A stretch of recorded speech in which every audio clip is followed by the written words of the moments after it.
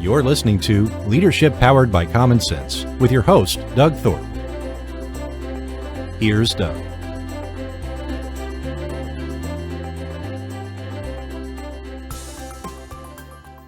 Well, greetings, everyone. This is another episode of Leadership Powered by Common Sense. I'm your host, Doug Thorpe, and today we're going to be talking a lot about customer experience. My guest is an expert in that area. His name is Jeff Giagnocavo. And Jeff, welcome to the show. Hey, Doug, thank you for having me. And you nailed the last name, so we're off to a great start. We are. There's a lot of syllables in that name that we... Syllables, yes. I always want to be sure I put the right emphasis on the correct syllable, you know? Yeah, that's a Ellis Island story behind that one. But if we get time, maybe we'll talk about it. But yeah, well, good. So as is a bit of a custom here, tell the folks a little bit about your background and how you got into what you're doing these days. Yeah, so, I mean, probably no different than most other guests, 20-year journey in the entrepreneurial world. I've spent 2 years of my adult life on a W-2 form. The rest of it is 20 plus years of being an entrepreneur, business owner. I've kind of done a little bit of everything from B2B, product development, OEM, retail, wholesale. Right now, I'm focused on the retail business that I co-own, where I get to kind of use that as my lab for customer experience experiments. So that's a retail mattress store in Lancaster, Pennsylvania. And then I do, for lack of a better term, consulting work, but it's really not that. It's about bringing new ideas, new vision into well-run integrator-led businesses and really kind of be their ally to push through the constraints their industries put on them. So in a nutshell, consulting, but it's bigger than that.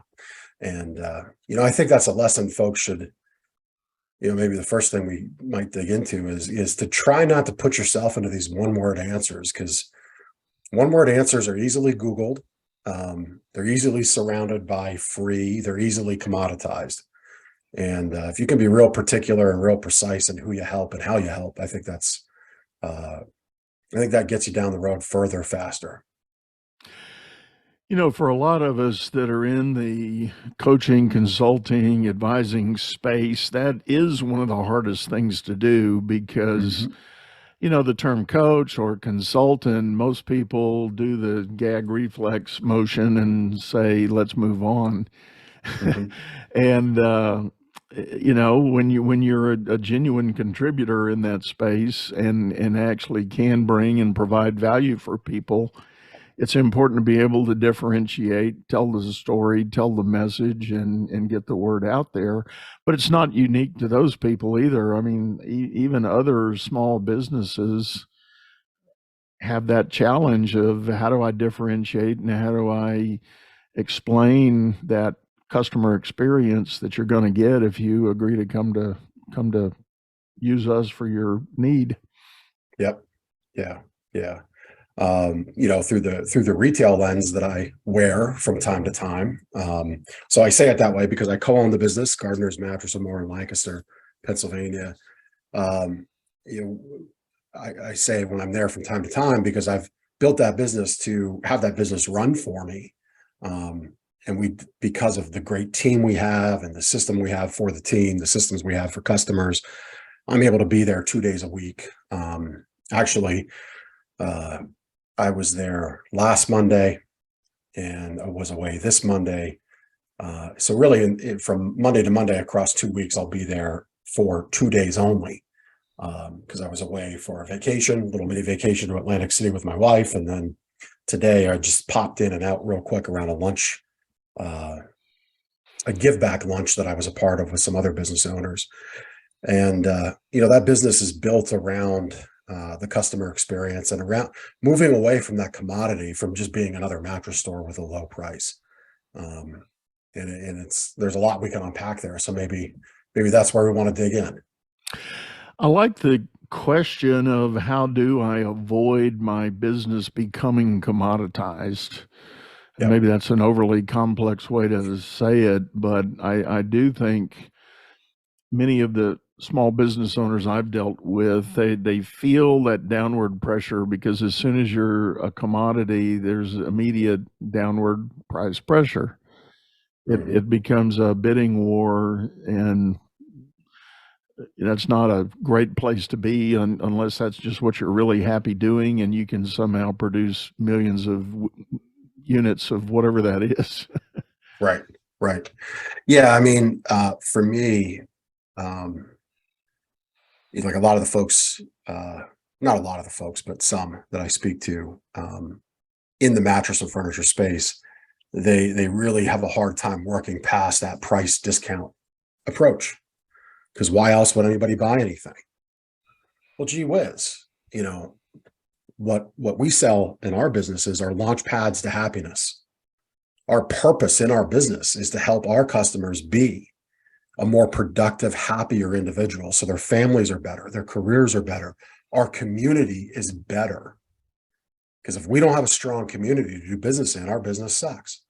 We're not going to do well. So if we can't get right with what we do and what we offer, I think you become commoditized real quick. And if you're just going to decide to make an exchange, product, service for cash, well, Amazon's doing service. Costco does services. I mean, Costco can sell you an HVAC system. Amazon can sell you dental work, right? Right. The more actions you take to be more and more transactional and supposedly remove the roadblocks, the more you play their game and not your game. Yeah. Yeah. And those examples you gave are exactly what I was talking about. If you're an Amazon or a Costco, yeah, you can do millions of those transactions in a day. So what? So what if your margin is 3 cents on a unit? You're doing 10 million of them over a month. Well, that's real money. Right. Well, and what often gets left out of that conversation that I'm sure you've brought up with your in your other shows and the people you talk to is, Costco has memberships. I mean, every quarter when they settle the membership account, the bank account fills up and they don't have to turn a light on. They don't have to have an employee unlock a door. They don't have to unload a truck. The membership bank fills up. And that's where they make the money. Amazon, actually, the way most consumers, anybody listening to this, way most people even listening to this show, even as business owners, the way we all interact with Amazon is not where they make their most money. They make the most of their money on Amazon Web Services. Yeah, that's right. And being the internet server farm for everything and anything you use in your day. You touch Amazon more in your day than you think you do. Yeah, heck, you might be using Amazon right now to watch and listen to this show. You just don't know it. Right. It's being brought to you through a server connection that they provide. Right. Prime, another membership example. So, yeah, you can work low dollar, low margin, but there's always got to be something behind it. And people lose sight of that. Like, you can't play those games and not have those revenue generators. You just cannot do that. But yet I see a lot of my peers in the retail space, they try to play that game, and I always caution them not to. I mean, a mattress is a life improvement device, as I like to say. It is that launch pad to happiness. If you've had a bad night's sleep because you're upset in the morning. Yeah. Right. Yeah, that is. Well, and there's definitely documented science to that on the significance of a good night's sleep and quality restful sleep, not just closing your eyes. Yeah. So a lot goes into that. Well, what do you think the average entrepreneur struggles with trying to get through that mindset of playing that pricing game and allowing themselves to become commoditized?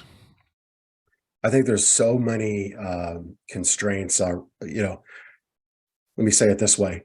There's a lot of loud voices from the cheap seats in their business. Their peers that don't pay their rent, their peers that don't live in their town, their vendors that only care if their bill gets paid. It's what their industry has always done. It's the way we do things around here, right? So it becomes well, I have to do it this way because this is the way it's done. But like, says who? Yeah.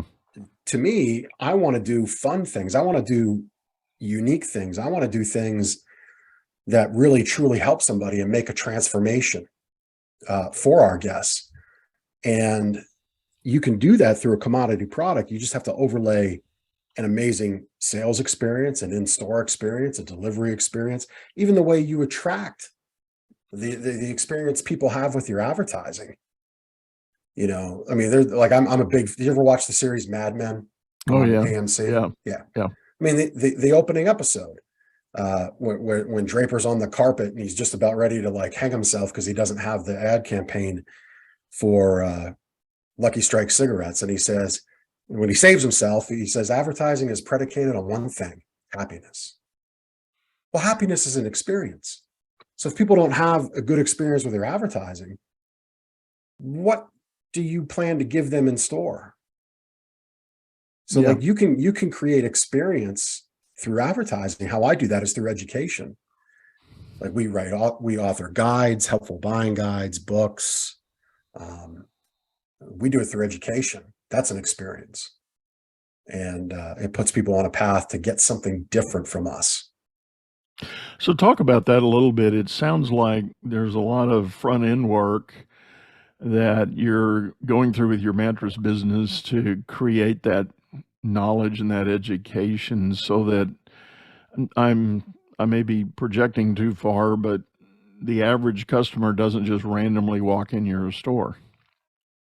Right. Yeah. It was interesting. Actually, as I was leaving the store today, when we recorded this episode, I overheard somebody say to and it was my sales manager who handled this up. He'd said, I have 25 years in sales, so I know trial closes and I know probing questions and I know sales technique and process. So let's just cut right to it. And my sales manager said, okay, well, what is that? What would you like me to show you? That customer found, and I also overheard, well, I'm going to go 3 other places. So that customer was most certainly not referred to us, and they most certainly didn't read our reviews. And for us, that's one of the first things we ask. Tell us why you're shopping for a mattress and who referred you, or what about our reviews did you like the best? And when we have those answers, we'll know we have somebody who, I hesitate to say qualified, because if you're willing to come to our store, I want to be able to help you. But we know as a qualified guest, you've done your homework. Excuse me.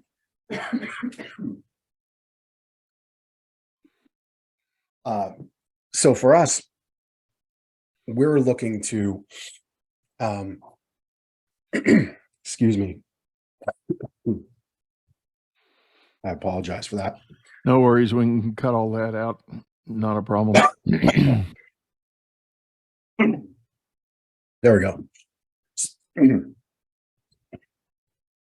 So for us, that qualified guest, when we know that somebody hasn't just stumbled in, it is uncomfortable for that person who stumbles in, because we like to have a connection through our advertising, through that referral, through somebody poring over our reviews, because we'd rather have our customers kind of open the door, set the stage for us, than I just drove by and saw your sign. Yeah. Like that's the biggest uphill battle for us possible. We'd rather it be that more warmer introduction. When you talk about setup, like through advertising with our books, yeah, if you've requested our book, we love when those guests come in, because A, the whole marketing funnel has worked, right? Which you always like to see your funnels work. We make these things in a vacuum and put them out there, and then some work and some don't, but our book funnel works. And I love when people get that book from us, because we help them. I've had people get the book and they're like, you know what? We're going to wait 6 months because I improved my habits. I improved my sleep hygiene. I am sleeping better. I don't know if it's the mattress. I think it is, but I'm going to give it 3 more months. I'm going to give it 6 more months. And ultimately, ultimately the best habits and hygiene and routines and tricks and tracking devices are all great. They're all additive. But if you're doing that on sleeping on the floor or on a marshmallow that doesn't support your back, you're going to need to get the foundation, get that launch pad. So we'll help you in the future down the road. Yeah. As you were describing all that, I was thinking of another dimension of it. There's definitely something to be said for approaching the right audience. And I learned that concept a very long time ago in my career. I took a college job, part-time job, selling vacuum cleaners. Mm-hmm. And I happened to be selling the brand. It was called Rainbow Rex Air. Oh, yeah. And I don't know how many people will remember that, but our particular model looked like R2-D2, the little robot, and it had a detachable base that was water, and so there were no bags and filters. The swirl and the cycle of the vacuum suction was essentially filtered through a water tornado, and all the particulates were pulled into the water, and it turned into a really nasty gunk at the bottom of the pan, but it was an incredibly hygienic device. Yep. And I had fumbled around, and it was not cheap. I mean, it was in today's dollars, it was probably a $1,900 vacuum cleaner. Yeah. Yeah. And I had fumbled and stumbled through part of my summer trying to doggedly determine to sell these things. And we had a girl in the office who was doing phone calling to set up our appointments. But one night I arrived at a house. I was living in San Antonio, grew up there, and there's, of course, a lot of military bases there. And I just happened to go to the house of an Air Force doctor. And he, for some gracious reason, had been willing to take the call, and he and his wife were sitting there, and I went through the whole demo. And part of our pitch was to talk a little bit about the hygienic value that there's, you don't have you're living in filth that's going to recirculate the dust through the pores of the bag. And he lit up, and he said, that's essentially the air filtration system we have at the hospital. It's exactly how it works. And he looked at his wife and he said, if we can have this at my house, I want one. He said, heck, I think I want two. And so, of course, I was very excited and, yay. And so we put the deal together, and he did, in fact, buy two. But then, more importantly, what he said, he handed me a book, and he said, this is the directory of all the physicians and technicians at my hospital. Call them. They're going to want one of these. Wow. And he said, I will begin spreading the word, but you just start at the top and go start calling. So I ran back to the office, told the girl that was doing the phone calls, I said, don't call anybody but this book for me. I don't want you making any other phone calls. And I spent the rest of my summer just raking in the money, because I don't think any one of those guys turned it down. Not a single one. Right. Yeah. I mean, and right there for my business, if a referral is given, and we know that because we've asked you, welcome in, who referred you, or what about our reviews did you like the most? Mrs. Ingram did. Fantastic. That's a fantastic customer of ours. What a great thing to have happen. I guess that was early in your sales career. Very early. I probably wasn't any more than 19 years old at the time. Yeah. There's anybody that hasn't door knocked in their sales career has missed out. And it's a dying art form, it would seem, for today's times, but there is something there about cold knocking a door, nose to nose, toes to toes. Even though the appointment was set, it's still pretty chilly. There's something there. Oh, yeah, most definitely. Well, let's pivot a little bit, Jeff. Talk to us about the other side of your business activity as you consult others. What is your usual entry point as you engage with others for the advice you give? Yeah, I mean, for me, I kind of said it earlier on. I work with that integrator business, well run, enjoys the turning of the wrenches, as I like to say. They can manage people. Um, that's my entry point. For me, what I want out of life through this part of, uh, my time in the week, in the month, and the years that I have here on this earth, I want to be able to impact that business and help those people see where scale opportunities are, big growth opportunities are. Um, I kind of like help to get them to that first cash event, as I like to say, and maybe that's them moving into that investor seat in their business, kind of like I am with the retail store. I don't Yeah. go to the store. I don't go to the store to unload trucks. I talked for 5 minutes today about inventory.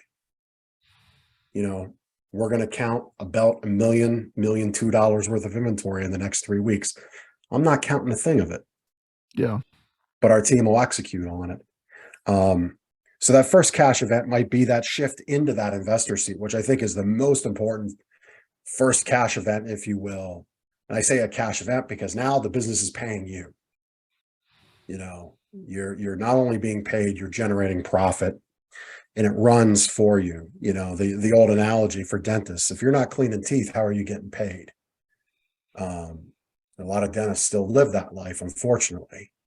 But yeah, well, I challenge people: what happens if you get sick?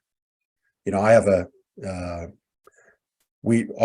original podcast date. I forget if you had to reschedule or I reschedule around upcoming knee surgery, but for me, being down, I'll be down for about 3 weeks. I have a pretty involved process ahead of me, and I'm not stressing out about it one bit because everything's going to work. And I Yeah. think a lot of business owners don't look that far ahead. So for me, that's probably the first entry point, is finding somebody who is established that kind of needs that ally. They know there's constraints around them about what the industry's saying, what they can do, what they can't do. And I've tested this, it kind of worked, but not the way I thought. And then that fear comes in, the I told you so's come in, the loud voices from the cheap seats come in, and they just get back to offering the $79, come out and check out your house type of thing. You know, I mean, what I would do if I'm an HVAC company is I'd be talking about all the ways you're actually impairing the healthiness in your own home, kind of like your rainbow vacuum cleaner, and the doctor Yep. immediately recognized it. Yeah. I mean, forget the furnace. We'll fix that. Let's talk about how you're living in this disgusting hotbed of filth. Yeah. Maybe a little more diplomatically said, but that would be Right. the point. Right. That would be the point. If you got pets and you got kids, you got problems in your home with this system. Let's discuss it. And those are the kinds of ways I come in and work with a business. As another example, I worked with a deck builder, and I said, people don't want to talk about 2x4s in color. It's not what they're buying. They're buying memories with family and friends. Get with them about how they use their deck. Is this the husband's space to relax, get away from the wife? Yeah. Is this the space where family dinners are going to be had because they are an outdoor family, so they need a lot of free room for the table and the chairs? Do they want to put a hot tub? Do they want to attach a pool to it 2 years from now? Get into how they're going to use this space. Who's going to take care of it? That gets you the upsell for the decking material. What's the name I'm looking for? The Trex like deck material. I know there's many other brands, but that's kind of the Coca-Cola, if you will. It's those kinds of questions. It's that kind of sales process and presentation of what you can do that propels your business forward. If you can sell an amazing deck that enhances their weekend time together as a family, as opposed to a space that just needs to be freshened up because you're tired of splinters in your feet from the old busted up pressure treated 2x4s, that's game changing because it's all the same labor cost.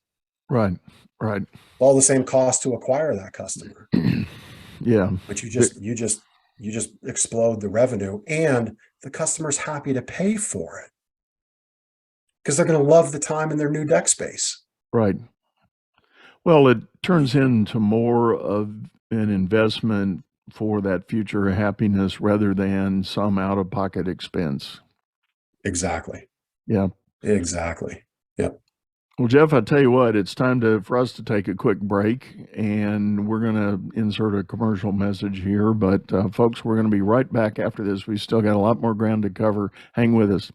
Business is all about solving complex problems as fast as you can create them. Become the best problem solver by leading others to greatness too. And the first step is going to dougthorpe.com.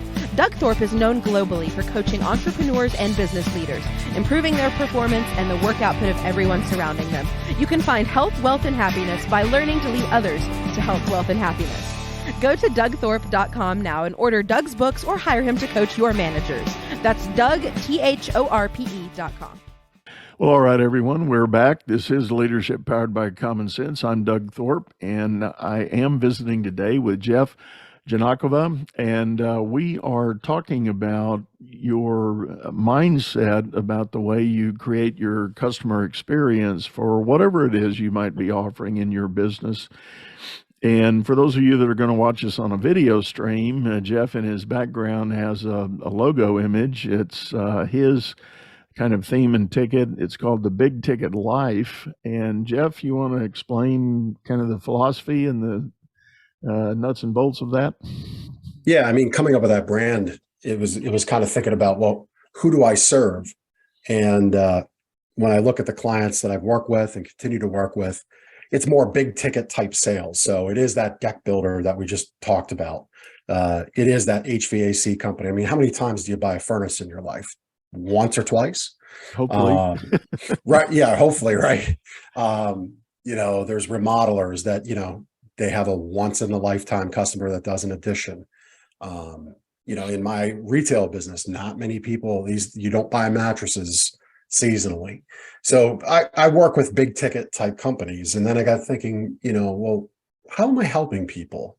I help them do life on their terms and business on their terms. And when we set their business up right, and it's done their way that serves their customers, their team, and them, and I do speak in that order intentionally. It is that order. Say that again one more time. When you serve your customers, your team, and yourself, things work out real well. Yeah. Nothing gets done until something gets sold. And if you're not selling at great prices and customers aren't exceedingly happy, you begin to struggle. So it's customers, team, and life. But if you get your business right, then your life can be right. And you live this big ticket life where it's life and business on your terms. And you get to dictate how things get done. And that's not meant to be this adversarial, it's my way or the highway approach. It's look, we have a process. We have a way to help you uncover what you're looking for in this purchase and that happiness in that purchase. I referenced the gentleman that came into the store just today as we recorded our show and putting us up against 3 or 4 other people. He was not referred. He hadn't seen our reviews. I don't know how it worked out. I'll get the download next week. But, we know how to help people with what we do. And our team, I've empowered our team to be able to have a great process to uncover the need and find the fit. I think in 2022, if you're not affirming and going forward in 2023, because we're recording this one in December, if you're not setting yourself up and your business up to be in a position of affirming that you're the right fit, if you're still going down that hardcore road of sales and Benjamin Franklin closes and all of those kinds of things, I think you're giving yourself an uphill battle. It's uphill for your customers, it's uphill for your team, and it's real uphill for you. Affirmation is big because there's good information out there, right? Yeah. I mean, some would argue there's too much information, but there's a lot of good information out there. You need to help your customer analyze it, catalog, and assess what's important for them, because you do this every day. They buy an addition once in their life. They buy a furnace twice. They buy a mattress 3 or 4 times. That's not a lot. Right. finding those opportunities like that. Have you ever worked with anybody that runs a business that's in the tech space, doing like custom software development? Those are really big tickets for companies. I actually have interest holding in a company that's kind of in that space where we have built. It's a business that's kind of on autopilot at this point in time. We're not really aggressing new business. We have a core customer base, but we essentially have found our niche in developing CRMs for licensing organizations to manage new licensee acquisition, legal onboarding, getting them off to the races, following the program, et cetera. That business evolved into what it is from selling basically a CRM solution to a business owner to better understand their business, plug the holes in their bucket, so to say. Yeah. And those were $25,000 to $100,000 sales. Some had revenue share tied to them, some didn't. There was one client, chiropractor in LA, advertising on KTLA, like the most expensive television station in the nation. Right. Basically, the throughput of all leads, 96% of all leads was dropping through the bottom. Nothing happening. And I said, I bet you we can get to 12% or 12% close. We can triple your business. And we did that. And that was really great. That went really well until we found out that the business closed because they didn't pay the postal bill for the direct mail we put into place. So wow. The lesson there is always kind of do a deep dive and a background on when you're getting in a revenue share opportunity with somebody, do a background check. Yeah, for sure. Because the post office likes to get paid. And if you don't pay the postage bill, things go south pretty quick. Yeah, no kidding. Well, that can be true for almost any bill of any significance in the business. Well, that's unfortunate. Well, I asked the question about the technology because obviously in today's modern economy, there's a lot of technology play out there. Yep. And there are a lot of businesses that are trying to serve various segments and niches to provide custom solutions. And that's a really big ticket sale and sometimes hard to market because it is custom solutions. So no disrespect, but everybody goes to bed at night, so a mattress is kind of a common need that could be significant for everybody. But I really like your point. You've got to look at all of that. Why do we go to sleep? Well, it's, there's a reason that our bodies need the rest and recovery time. So you get into that, but you get into these other niche industries like technology, other kinds of design and specialty, and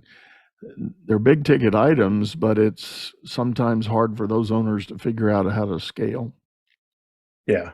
Well, and I think what ends up happening is somebody who's offering you a technology solution, customized is a word that sounds fancy. It sounds like it's going to be made for me. And sometimes that works and sometimes it doesn't.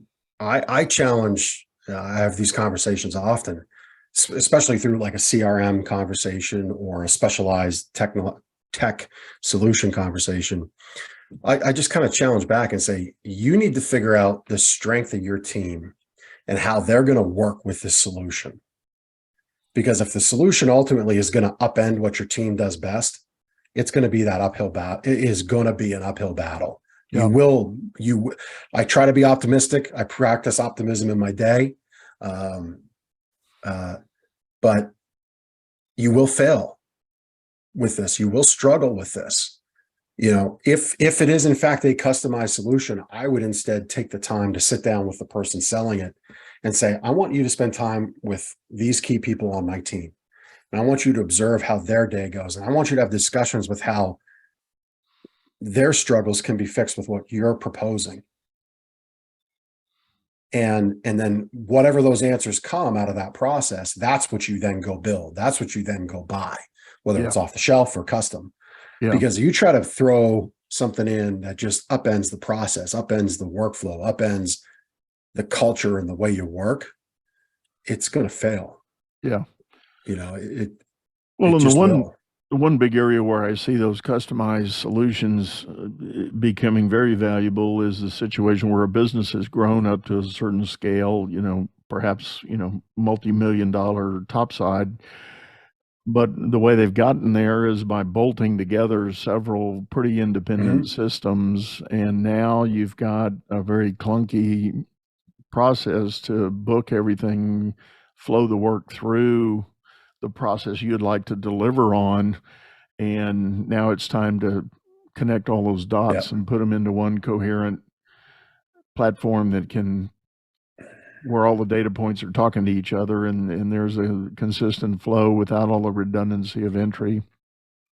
I've got one client right now who's in the process of doing that. They've invested in the development of a custom system, and what they're overcoming is their disparate systems. One transaction has to be entered 3 different places. And it's like, why? That's rough. Why? Yeah, that's rough. And as you can imagine, with human intervention in that, do all 3 entries get done exactly the same way with the exact same value and accuracy? And the obvious answer is not always. What system are you counting inventory in? Which system are you counting payables and receivables in and from? And that sounds like a heavy lift. Yeah. Yeah. I mean, I think the average business in that, start out to $1 million, $2 million space kind of almost has to do that.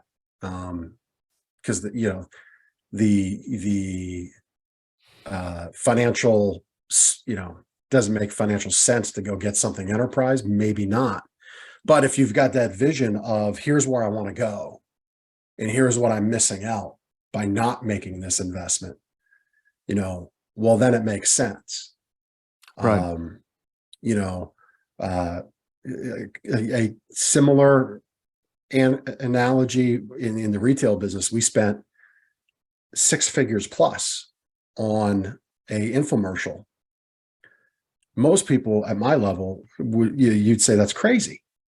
But until I share with you, I have an existing licensing network of other independent dealers that already license some of my marketing content. So while on the surface, that infomercial for one location in Lancaster, Pennsylvania seems exorbitant, what I've been able to do subsequently is develop marketing around that I can drop in to Lancaster, California, Lancaster, Ohio, all the Lancasters, all the towns across the nation of those in my current network and those that I can acquire to be in the network.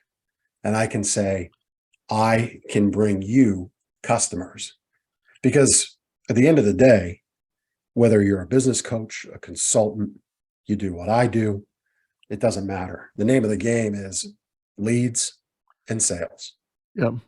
So if I can bring you sold customers at a $5,000 to $12,000 clip, then I take a piece of that. I spend the money to acquire. What you get back to me, or what I send you in fulfillment, covers my cost to acquire plus profit. And you're still happy because I've now brought you a customer that you spent no money to acquire. All you need to do is fulfill. Well, that's a great deal. And I'm very happy with that because I'm fanatical about the experience. And it's been the thing that's held me back from growth, is because I see my counterparts like a Sleep Number or a Tempur-Pedic. You look at their reviews. I guess I should say it's just my opinion for the lawyers of the world, but you can look at their reviews and you can see where the good ones are and where the bad ones are, and they revolve around the in-home experience. So my growth has always been, in my mind, hampered because I know what that third-party logistic looks like, and it's awful. It's a terrible customer experience. If you're going to spend $10,000, $12,000 with me or more, if you're going to spend $3,000 with me or $1,500 with me, I'm going to treat your home right with respect. There's going to be people you can trust in there because we're in your bedroom. Yeah. Think about that. Yeah. Yeah. Like, when was the last time you had anybody in your bedroom other than your spouse? You just don't. Yeah. So for me, the experience transcends from advertising in the store to the home. So bringing in great partners, now I can get over that hurdle in my mind because they can fulfill, because it's their backyard, it's their customer, they care. Plus the logistical back end of it, I don't have to worry about trucks, distribution centers, none of it. Right. Right. To me, that's like kind of the definition of business on your terms. Yeah. I can grow, but I can grow my way. Yeah. That's brilliant. Yeah. Very smart. I've got one point of curiosity. In your background, you got a little poster that has a 97% and a 3%. Yeah. What is that about? So 97% who quit are employed by the 3% that never gave up. Ah, I like that. It's basically a tweak on the 80-20 rule. Yeah. Yeah. It's the second fractal of 80-20, thereabouts. Yeah. That's a great message and reminder. And this is going to be a tangent on our topic, but just thinking about entrepreneurship in general, it's that tenacity that has to be there. You're gonna. It does. If you're in the audience right now thinking about starting a business, I would encourage you to do a gut check. What is your personality wired to do? Do you have a level of tenacity that you can overcome some disappointments and the answer being no, time and time again, because it's not a question of if, but when those things happen, you are going to feel like giving up. And it's that dogged determination and tenacity to figure it out and move on. And it may come down to the fact it was your idea that wasn't a good one. So now you need to adjust and hang with it. Don't stop, but, just get some help, go figure it out and keep moving. Yeah. Yeah. I mean, I'm a fan of Reddit. I like how Reddit is set up, aggregates people of all different interests, all different walks of life into one spot. So I like the F-150 Reddit. I like the Philadelphia Eagles Reddit. I like entrepreneur Reddit. And there's often posts in there about, how do you guys do it? I like to go out on a Friday night and sleep in on the weekends. And, I like to have free time. Well, that can happen. But if you're bootstrapping something, it ain't going to happen to start, and you're going to have to get over that. Right. Right. If you're fortunate to be connected to some liquidity, to investors, okay, yeah, maybe you get weekends off, maybe. But if you're bootstrapping this thing, you got to be committed. I think the biggest thing I learned along the way is the sacrifices is you're going to, that 97.3%, what exists in there is your friend pool. If they're not in that entrepreneur space like you, there's going to be, unfortunately, some distance there because they're not going to understand. And there's just going to be this natural divide that's created. It's not intentional on your part or their part. It just happens. Right. No, I agree with you. It's just unfortunate. I've worked to try to keep those relationships alive and foster it, but it's like you become two different species of people. And I really guard my inputs, the conversations I have, the people I hang out with. I really guard that because it brings you down in these subconscious ways, and you find yourself doing things. If you hang around people that aren't success oriented, aren't progressive minded, aren't hard charging, all of a sudden you find yourself making excuses. Yep. And then those excuses turn into habits, and then all of a sudden your business is gone. Right. Very wise, very good advice. And you know what, Jeff, on that note, I think we are going to put a bow on this and wrap it up. All right. Thank you so much for sitting in. Hey, if people want to somehow get a hold of you directly, what's the best way to do that? Well, you did a great job announcing the name, but I don't make anybody else figure out my last name. So you just go to thejeffg.com, and that's a real simple, singular website. We touched on some of the things I do. There's a handful of other things I'm involved in there. If anything resonated with you, it's kind of like, remember those old choose your own adventure novels we read in school? If you want the hero to go down the cave, turn to page 27. If you want him to climb the mountain, page 42. It's a choose your own adventure thing with Jeff, thejeffg.com. Just go there. You could be a Facebook friend. If you're a LinkedIn person, we can connect there. You want to talk mattresses, go there. Big Ticket Life, follow the podcast, your choice, thejeffg.com. That's awesome. Well, we will have that information in the show notes, folks. And one last time, Jeff, much appreciated. Thanks for sitting in. Yeah, thank you, Doug. With that, we are going to wrap this up. I always want to remind everybody that if you're listening to us on your favorite streaming service, we do have a video version of this over on I started to say LinkedIn. It's not on LinkedIn at all. You won't find it there. It's on YouTube, channel by the same name, Leadership Powered by Common Sense. Just hop in. Might want to subscribe or hit the bell or leave us a comment. Would love to engage with you and talk about things. So for now, we're going to sign off, say goodbye, and hope to see you again real soon. You've been listening to Leadership Powered by Common Sense, hosted by Doug Thorpe. If you would like to know more about the coaching and advisory services he provides, visit dougthorpe.com.